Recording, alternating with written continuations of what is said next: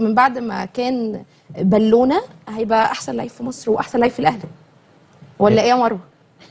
قولي لي يعني، قولي لي انت ايه الاخبار؟ يعني هي عايزه تقول لك انا عايزه اسمع وجهه نظرك من زيزو من هو كان بالونه لاحسن لعيب في مصر دلوقتي. لا بصي هقول لك حاجه، حوار بالونه او مش بالونه دي مكايدات ما بين الجماهير، بس خلينا نكون معترفين.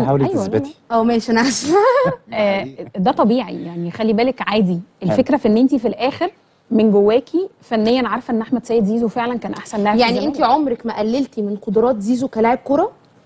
انا كمروه لا عادي، ممكن تيجي في لحظه مثلا لما ضيع ضربه جزاء اهزر اقول ده فعلا بالونه، لانه ده التايتل اللي طالع عليه يعني يبقى اكيد مروه الوحيده جمهور الاهلي اللي كانت شايفه الزمالك مدي لاحمد السيد زيزو اكبر من حجمه. ليه؟ ما هي من شويه بتقول ان في ناس كانت شايفه ان اعتزال شيكابالا بالنسبه له مؤثر جدا. ايوه انا فاهمه، انا بتكلم. لا انا بالعكس، انا على فكره شايف ان مروه فير جدا معاكم. ما دي حقيقه، ما هي مروه انت مش شايفاها وانت عايزه تاخديها. لا والله مروه فير، بس غير مروه.